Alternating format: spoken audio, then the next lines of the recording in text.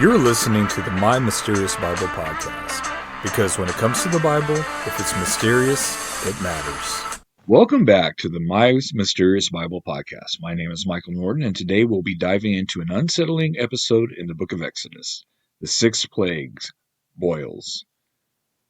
Let's begin with the text, so join me in Exodus chapter 9, verses 8 through 12 from the English Standard Version.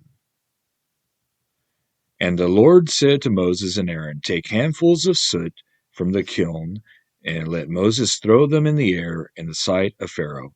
It shall become fine dust over all the land of Egypt, and become boils breaking out in sores on man and beast throughout all of the land of Egypt." So they took soot from the kiln and stood before Pharaoh, and Moses threw it in the air, and it became boils, breaking out in sores on man and beast. And the magicians could not stand before Moses because of the boils, for the boils came upon the magicians and upon the Egyptians. But the Lord hardened the heart of Pharaoh, and he did not listen to them. And the Lord had spoken to Moses. Now, we have talked about the Nile turning to blood, the frogs, the gnats, the flies, and the livestock dying. But the sixth plague, the one that brought boils upon man and beast, takes a particularly gruesome turn. And as we often do, we're going to turn to the Bible Knowledge Commentary for insight. And I'm quoting 9, 8 through 12. Like the third and ninth plagues, this one was not announced to Pharaoh. This plague, the first to endanger human life, resulted in open sores on the bodies of men and animals. Moses tossing soot from a furnace may have been a symbolic act, like his and Aaron's use of their staves in the previous several plagues. The Egyptians, fearfully aware of epidemics, worshipped Sekhmet, a lion-headed goddess with alleged power over disease, Sunu, the pestilence god, and Isis, the goddess of healing. Yet these deities could not deliver the people and the animals from their torments. The magicians of Egypt were again helpless because they were similarly afflicted and found their own deities powerless.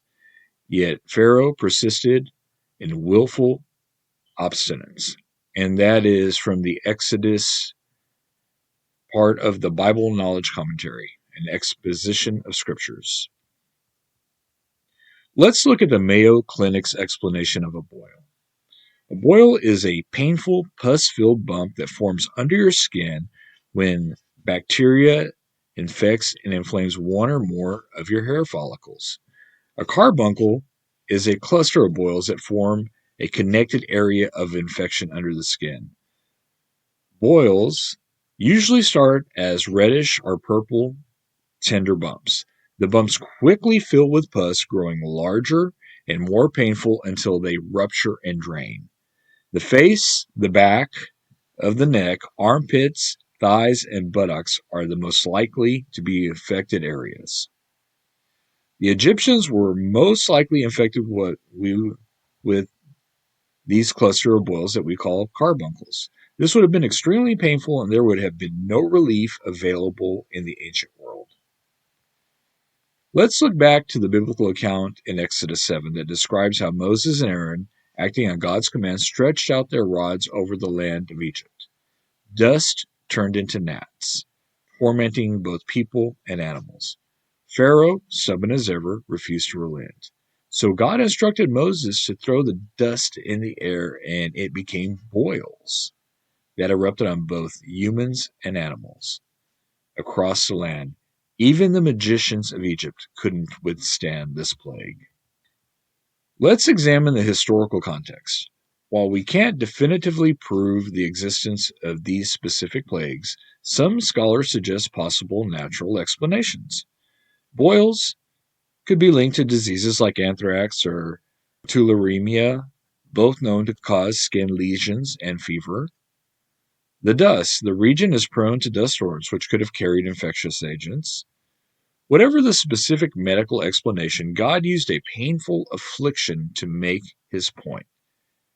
The most powerful empire in the ancient Near East at this point in history is being brought to its knees due to its pride, its misplaced faith in a pantheon of gods, and its defiant ruler who believes he is the incarnation of the sun god Ra.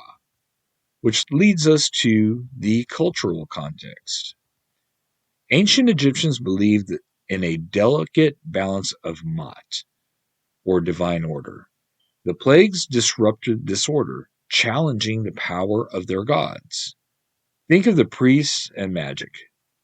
Egyptian priests were highly respected, seen as intermediaries between the people and the gods. Their inability to counter the boils undermined their authority. As we have seen throughout the series, each plague can be seen as an attack upon a specific Egyptian god or multiple gods. This plague is a direct attack upon the power of Isis, the goddess whose portfolio included medicine and healing. The boils would have rendered the Egyptians ceremonially unclean, unfit to approach the temples and idols of their gods, unable to sacrifice to them, unable to worship them according to their cultic rituals. Now we're going to look at the literary context. Let's start with the symbolism. The boils could symbolize the corruption and sin within Egyptian society, with the pus and sores representing the festering wounds of injustice. Next, let's look at the escalation. The plagues progressively intensify, mirroring the growing desperation of both Moses and Pharaoh. The sixth plague serves as a powerful reminder of the fragility of power and the potential consequences of resisting God's divine will.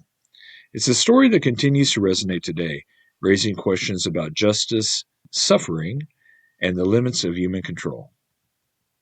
So, what are your thoughts on the sixth plague? Do you think it has any modern-day parallels?